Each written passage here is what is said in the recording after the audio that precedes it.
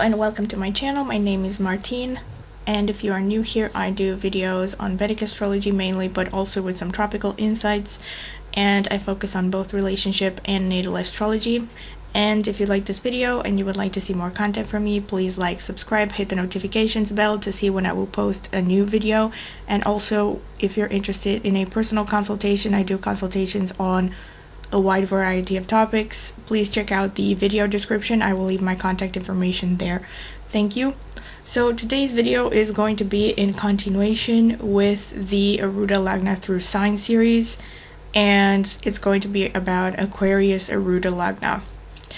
So, right, before I get into it, once again, if you don't know how to calculate the Arudha Lagna, what your Arudha Lagna sign is, please check out the video description. I will link some videos there that I made a while ago. The first one is going to be a short, concise video to tell you exactly how to calculate Arudha Lagna and also the exceptions to the general rules that I use. And the other video is going to be longer, and it's going to go in depth with examples on Arudha Lagna and the difference between Arudha Lagna and Karakamsha Lagna.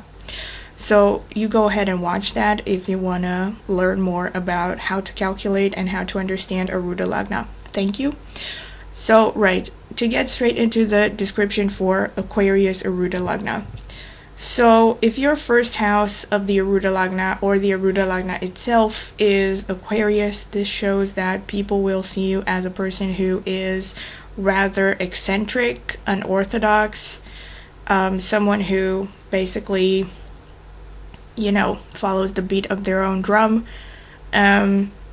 You are also, however, seen as friendly and humanitarian, so you're seen as someone who cares about, you know, fellow man in general. So you're seen as someone who would be good in any profession or any event where you have to address large masses of people.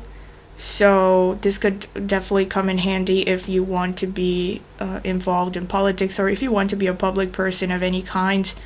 And also, Aquarius being co-ruled by Rahu shows that, well, that's the part that explains why Aquarius is seen as quite eccentric. But you can also be perceived to be, you know, someone who's good at presenting themselves. So a good kind of, how do you call it, a showman, showwoman, that kind of thing. So you're good at, you would also do great in any profession where, you know, you can use the media as your environment to express yourself. So anything that involves expressing yourself through the use of technology, the use of the internet, etc., would be something that you would seem to do very well in. So this is in general about your Arudha Lagna, and now to get into each individual house. The second house from the Arudha Lagna will fall in Pisces, which shows that when you talk, people get an impression that you are a person who is very wise and compassionate and broad-minded, and also very belief-centric. Like, you seem like someone who has a lot of faith. Doesn't necessarily mean religious, but you seem like someone who has a lot of faith in general and is very faith-based. You also come across as intelligent, tolerant, and generally a good person. Like, people will tend to think that you are well-intended. The third house from the Arudha Lagna will fall in Aries, which shows that when it comes to going for what you want and the basic personality you have, you come across as a pretty strong person. You come across as someone who is quite aggressive, sometimes definitely assertive when it comes to achieving the things that you want to achieve. And so you're basically seen as a force to be reckoned with, mostly. Very determined and very ambitious. And yeah, pretty much. This would also, if there are other placements, would show that you could also do well in professions regarding defense, so police, military, and all that, but you would have to see other placements as well to support that. The 4th house from your Arudha Lagna will fall in Taurus, which shows that when it comes to your family of origin, people will tend to see you as someone who comes from a rather good early environment. So you're perceived to have grown up in wealth. So yeah, wealth, maybe even luxury, depending on what other placements are there. But you're basically seen as someone who had a pretty easy time growing up in your early life, early childhood, and your family of origin. They will be perceived to be quite well off and, comfort loving, supporting your comfort, and basically giving you the good life. You're also going to be seen as someone who is surrounded by plenty of opportunities for pleasure and fun, and with a lot of material wealth and a lot of food and, well, everything that is involved in material wealth, basically. A lot of possessions and a lot of stuff. And you're also perceived to be someone who was raised, with a lot of love. So you're seen as someone who was given ample nurturing when you were growing up. Unless there are malefics aspecting the 4th house from the Arudha Lagna. The 5th house from the Arudha Lagna will fall in Gemini, which shows that when it comes to your hobbies and where your heart lies, above all, you're going to be seen as someone who has a lot of intellectual interests, especially in activities connected to trades of all kinds, so commercial activities, communication in all forms, so things like journalism, publishing, etc. And also your children will be perceived as intelligent, intellectual, curious, good communicators. So everything that is mercurial in nature, and also just youthful. Did I say youthful? No, I don't think so. Yeah, they're going to be perceived as youthful and versatile. The 6th house from the Arudha Lagna falls in Cancer, which shows that when it comes to your enemies and your competition, your subordinates, and your pets, you are going to be perceived to be not particularly threatening, which, this eases up a little bit the energy of the 3rd house, which, it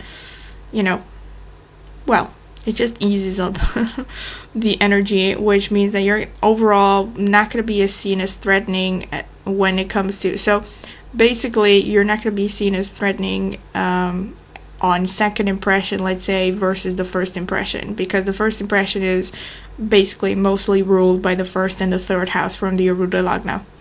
But when people get to know you a little bit better, or when it comes to your enemies, your competition, subordinates, pets, etc., you're going to be seen as not particularly aggressive or threatening. More likely, you're going to be seen as someone who uses emotional manipulation when it comes to dealing with opposition and with your enemies, or any kind of subtle tactics, but mostly psychological and emotional manipulation. And you're basically going to be seen as nurturing and understanding. So you're you could be, too forgiving towards you're going to be perceived to be too forgiving towards your competition and your enemies, and your subordinates and your pets. And the 7th from the Arudha Lagna will fall in Leo, which shows that your romantic partner will be perceived to be glamorous, regal in appearance and personality. Someone who tends to stand out in a crowd quite easily. They will also come across as dignified and poised, creative and showy. And checking the notes. Just basically a pretty good looking person. Someone who can easily, become the center of attention. The 8th house from the Arudha Lagna will fall in Virgo, which shows that your health will be perceived to be quite good, with your weakest point being perceived to be your digestive system. So you could be someone who might easily develop, or you're going to be seen as someone who easily develops psychosomatic illnesses, or like ulcers and, you know, colitis because of stress, for instance. Yeah, that's one thing. But also the 8th house being ruled by Mercury shows that you're gonna have generally no problem taking loans for your for whatever reason, because you're going to be seen as someone who's quite financially savvy and is likely to pay back any debt. And also when it comes to gossiping and stuff, you're not particularly likely to be a target for gossips unless there are malefic planets sitting here in this house, or in the 2nd house, which aspects the 8th. And okay, the 9th house will fall in Libra. The 9th house from the Arudha Lagna, of course, will fall in Libra, which shows that the class of people who are most likely to support you in life will be people who are basically in professions connected to one-on-one situations or negotiations. Women who are not mothers, especially women who are not mothers, justice makers, lawmakers, anyone involved in professions, like I said, involved in one-on-one interactions, so consultants of all kinds, lawyers, etc. So these are the class of people that will support you. Or people involved in any profession that is ruled by Venus, which is a long list of things, like textile industry, sweets, cooking, beauty industry, cosmetics, and anything to do with female sexuality, or sexuality in general, actually. Okay, 10th house will fall in Scorpio, which means that when it comes to your career and your status, you're going to be seen as someone who is quite powerful, financially savvy, risk-taking, but also secretive, mysterious, intelligent when it comes to psychological manipulation. And you could also do well you're going to be seen as someone, well, by virtue of your appearance, you're going to be someone who will naturally fit in positions to do with finance, banking, any kind of investigative work. So a detective, a psychologist, researchers of all kinds, and also people involved in extracting resources from the earth.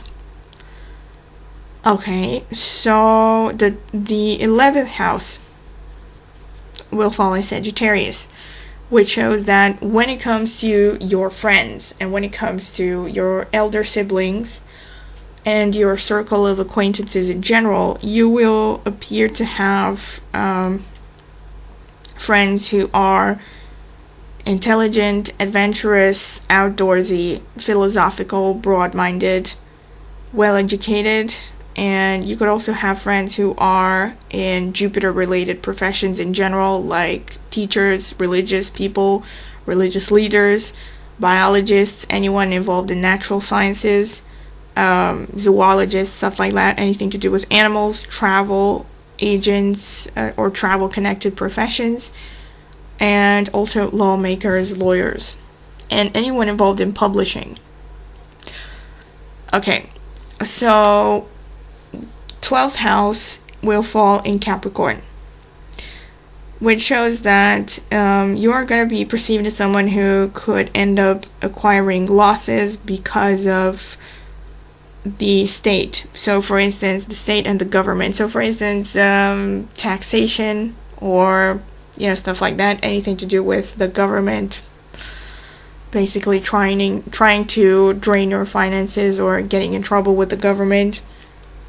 Also on account of older people or people involved in natural resources, especially things like that are coming from the ground as well, like metal, minerals, oils, etc. And also any bone-related or history-related professions, and bone-related could be like doctors, or history-related and bone-related could be archaeologists. So these are people that can bring losses for you. Also, when it comes to the 12th house in Capricorn, it shows that you're not going to be particularly lucky when it comes to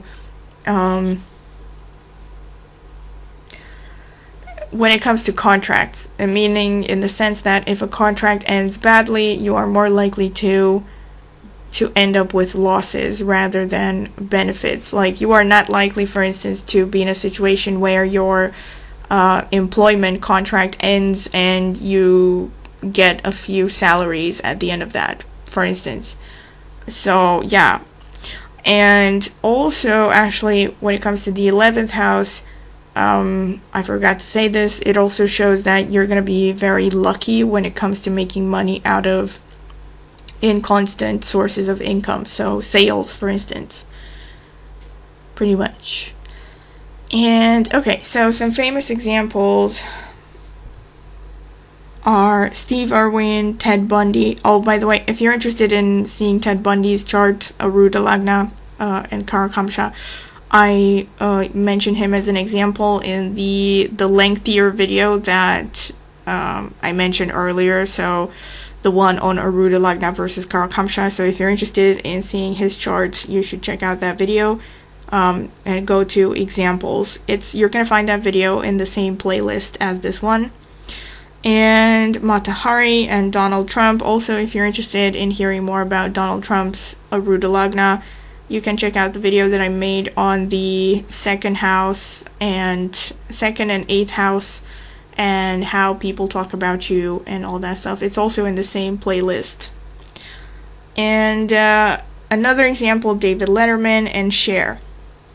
And now for fun, I looked at Steve Irwin's chart. So Steve Irwin has ascendant in Sagittarius. And the ruler of his ascendant is in the 2nd house, which is Jupiter, the ruler of his ascendant, and which means that his Arudha Lagna falls second placement from Jupiter, which is Aquarius.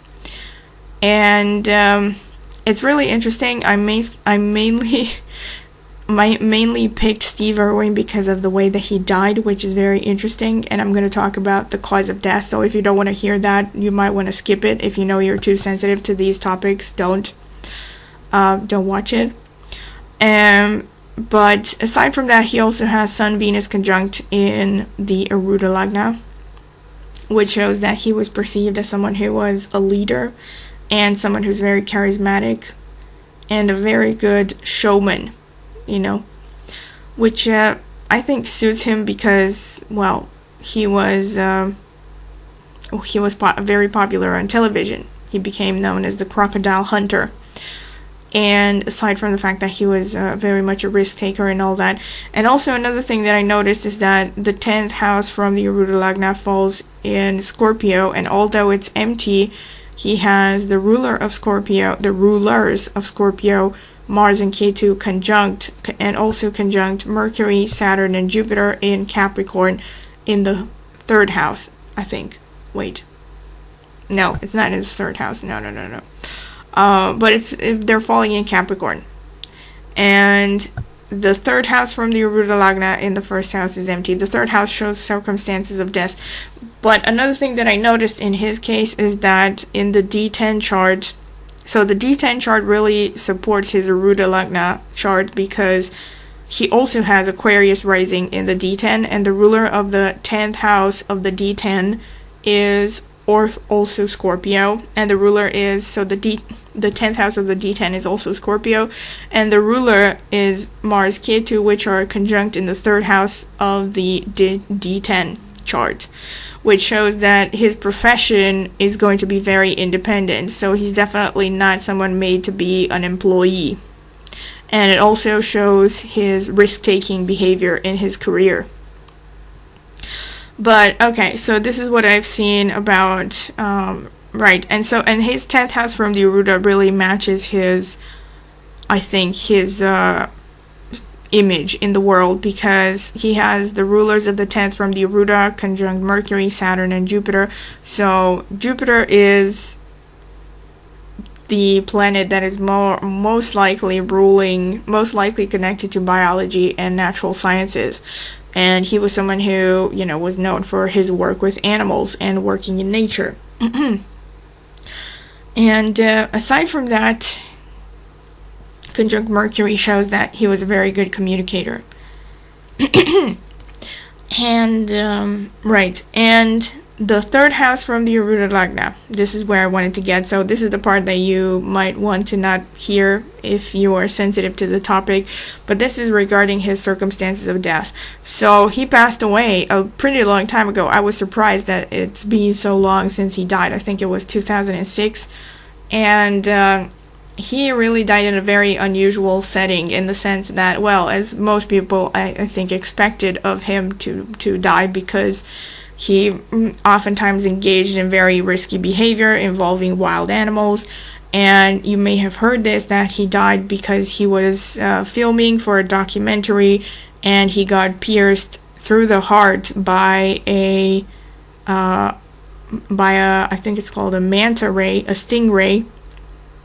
A stingray barb pierced through his chest and basically managed to cut his heart. So yeah, so he died relatively, I don't know how quickly he died, but it was definitely, so he was stabbed by an animal while filming in the water, which is something that really is shown by his circumstances of death. This is really interesting, and I've actually been curious, and please send me information if you know of anybody, because I have tried to do some research, and it's so difficult to find people who have died by animal death, or because of an animal, or death by an animal could mean even something like you get bit by a dog and it becomes infected or something and you end up dying. So death by an animal, in my experience, is generally connected to Jupiter. But I'm not saying that everyone who has Jupiter influence on the third from the Arudha Lagna will die because they were killed by an animal. Generally, when it comes to these violent deaths, you also want to look for a lot of malefic influences on the third from the Arudha Lagna. And in his case, it's definitely shown, because the third from the Arudha, in his case, is ruled by Mars. It is empty, so the third house itself is empty, but in Aries, so being ruled by a malefic already, Mars. And Mars is a planet that is connected to things like stabbing. So any kind of death of a mechanical nature, but especially stabbing. Mechanical nature meaning, something like pierces the throat, cuts of the throat, of the body, of stuff like that. That's something that you would expect to see with a Mars-related death. So something that is pretty violent. Or, I don't know, a car accident or something like that. Anything that involves, stuff like this, where there's, actual physical damage to the body, you would expect to see Mars, unless it's by a firearm or a mechanical thing, which case you might want to look for Sun or Rahu. But in his case, so funny enough, it's in his case also you have Mars conjunct Ketu, which automatically means that it's opposite Rahu. And if you remember, I also mentioned this in another video that I made. Forgot which one. I think the Capricorn Arudha Lagna one, where I talked about death. I talked about Adolf Hitler's death. I mentioned that Rahu involved with the third from the Arudha Lagna, or with the ruler of the third from the Arudha Lagna, tends to show a quick, sudden death. A sudden death, especially. I don't know how quick it was. So he has Mars conjunct Ketu, conjunct Mercury, conjunct Saturn, conjunct Jupiter in Capricorn. And Capricorn, funny enough, is connected to moving water. It's really funny here, because when it comes to circumstances of death, the old texts attribute certain things to the signs that are basically counterintuitive, or that you wouldn't know unless you actually read these things about circumstances of death. And honestly, I don't know them for all the signs, unfortunately. I have tried to look for information, so I know for some of them. And I do know that when it comes to planets in Capricorn, or signs connected to Capricorn, third house, sorry, from the Arudha Lagna connected to Capricorn, it basically means that you're gonna die somewhere near a moving water or in a water. So moving water technically should mean something like a river. Now, he died in the sea or the ocean, supposedly, and Aquarius, for instance, by contrast, is contained water, which means something like a lake or a pond. But my guess is that the sea actually is more of a moving water than closed water, because it's a massive amount of water that is basically interconnected throughout the globe. So you can't really call it contained water, and it's also moving according to tides and currents and all that stuff. So I would say it falls under the category of moving water. So that's something that is shown in the circumstances of death. And then also the fact that the ruler of his third from the Arudha is conjunct Jupiter shows death by an animal. I've actually seen this in several examples that I've looked for. I don't remember all of them, but there was this famous athlete French guy who was killed by an elephant on a safari in Kenya, and he also had Jupiter aspecting the ruler of his third from the Arudha, or the Arudha Lagna itself, and also malefic influences, a bunch of things, so yeah, but generally Jupiter, in my experience, is something that shows a lot with people who die because of an animal, but also when there are other malefics, and he has a lot of malefics here. So he has Mars conjunct Ketu conjunct Saturn, and in Capricorn, and conjunct Jupiter. So here Jupiter is really weakened by being in Capricorn, and it's under the influence of Saturn. So yeah, I think that really explains his circumstances of death. So this is it. This is all I wanted to say. And once again, if you have liked it, please like, subscribe, hit the notifications bell to see when I will post a new video. And if you're interested in a personal consultation, I do consultations on a wide variety of topics. Please check out the video description. I will leave my contact information there. Thank you.